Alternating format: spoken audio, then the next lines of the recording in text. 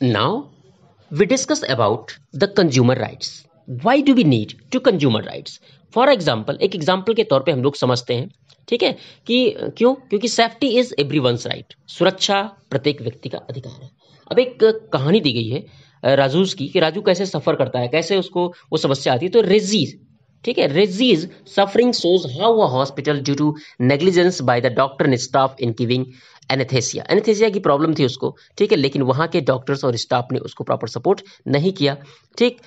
While using many goods and services we as consumers have the right to be protected against the marketing of goods and delivery of services that are hazardous to life and property. होता क्या कभी कभी क्या है कि हमें market से ऐसी चीजें सप्लाई कर दी जाती हैं जो हमारे जीवन के लिए बहुत ही नुकसानदायक साबित हो जाती हैं, ठीक। तो producers need to strictly follow the required safety rules and regulation. तो प्रोड्यूसर्स को भी ये जरूरी है कि निश्चित रूप से वो उन रूल्स और रेगुलेशन का, उन सेफ्टी रूल्स और रेगुलेशन का स्ट्रिक्टली फॉलो करे जो कि लोगों के लाइफ और प्रॉस्पेरिटी के लिए जरूरी है। There are many goods and services that be purchase that require special attention to safety. For example pressure cooker. अब से प्रेशर कुकर है, अगर प्रेशर कुकर के सेफ्टी वाल्व को सही से नहीं बनाया गया तो प्रेशर कुकर ब्लास्ट हो सकता है। तो ऐसे में किसका नुकसान? पहला नुकसान किसका? कंज्यूमर्स का है। अब अगर जो प्रोड्यूसर्स हैं प्रेशर कुकर के, अगर वो इस बात को ध्यान में नहीं रखते हैं कि लोगों का जीवन अगर हम सही से नहीं बनाते हैं तो वो नुकसानदायक हो जाएगा, लोगों की समस्याएं बढ़ जाएंगी, ठीक, लोग उससे नुकसान लोगों को पहुंचता, हर्ट हो सकते हैं लोग। तो निश्चित रूप से तब ऐसी कंडीशन जब वो जागरूक नहीं होता तो अब हमें अपने कंज्यूमर राइट्स की आवश्यकता होती है कि हमें अपने जीवन जीने का अधिकार जो हमारे संविधान ने दिया है, आर्टिकल नंबर 21-22 के तहत हमें जीवन जीने का अधिकार दिया गया है, हमें अपने जीवन की सुरक्षा का अधिकार दिया गया है।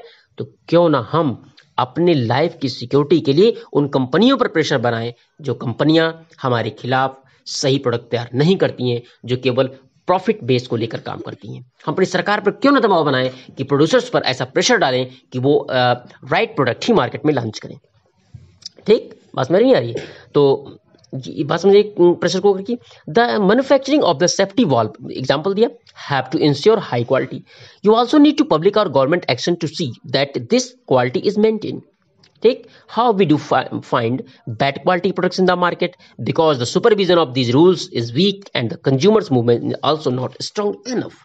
तो अब इन सब चीज़ों की, चूंकि कंज्यूमर्स जो फोरम जो कंज्यूमर प्रोटेक्शन एक्ट बनाया गया उसके जो रूल्स हैं उनको सही से ऑब्जर्व करने की आवश्यकता है। जब तक उनको हम सही से ऑब्जर्व नहीं करेंगे तो रूल्स बनाने से काम नहीं चलता, उसका implementation, how the rules are implemented in the various places, किस तरह से वेरियस प्लेस पर रूल्स इम्प्लीमेंट हो रहे हैं, उसके आधार पर उस रूल्स के प्रॉफिट लोगों को मिलते हैं, ठीक।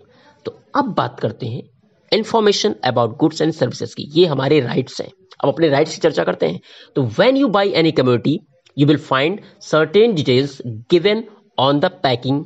These details are about ingredients use, price, batch number, date of manufacture, expiry date and the address of the manufacturers. जब भी हम कोई चीज खरीदते हैं, कोई भी वस्तु खरीदते हैं, तो हमें क्या ध्यान से देखना होगा? हमें इसमें देखना होगा उसके पैकेट पर कि क्या क्या चीजें उसने उसमें इंग्रेडिएंट, मतलब कौन कौन सी सामग्री यूज की है, उसका प्राइस क्या है, बैच नंबर क्या है, किस डेट को बना है, एक्सपायरी डेट क्या है और मैन्युफैक्चरर कहाँ का है।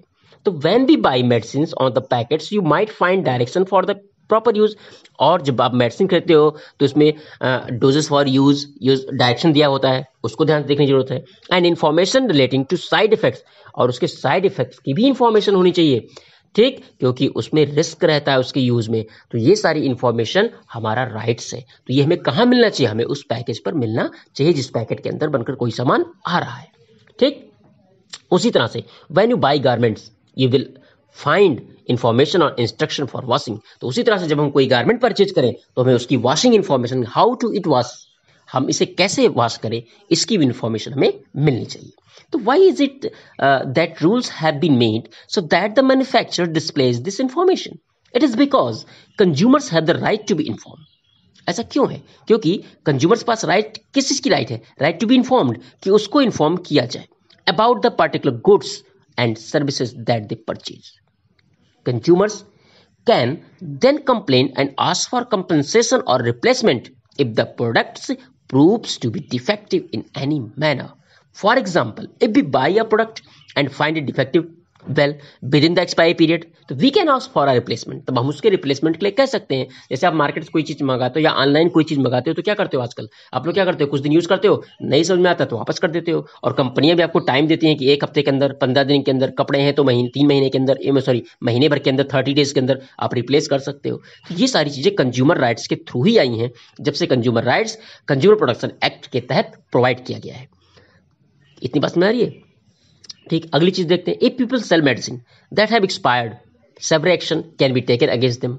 ठीक, similarly one can protest and complain if someone sells a good at more than the printed price on the packet. This is indicated by MRP. MRP मतलब मैक्सिमम रिटेल प्राइस। इसमें सारी चीजें जुड़ी होती हैं, अर्थात सभी प्रकार के टैक्स जुड़े होते हैं। आप कोई भी सामान देखो जहां MRP लिखा होता है वहीं नीचे लिखा होता है इंक्लूसिव ऑल टैक्सेस, अर्थात MRP पे आप मोल तोल कर सकते हो। ठीक है, तो in fact consumers can bargain with the seller to sell at less than the MRP।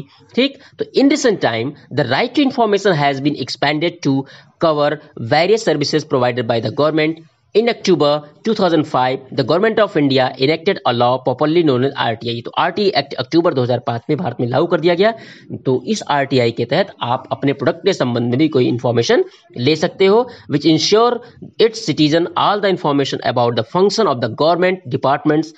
The effect of the RTI Act can be understood from the different types of cases. Clear? तो हम जान सकते हैं, आगे आपको जब चर्चा करेंगे हम चर्चा करेंगे कि आरटीआई के तहत हम क्या क्या कर सकते हैं, हमें क्या क्या चीज़ों की जानकारी मिल सकती है, हम किन किन चीज़ों पर काम कर सकते हैं। ठीक है, इतनी चर्चा हो सकती है।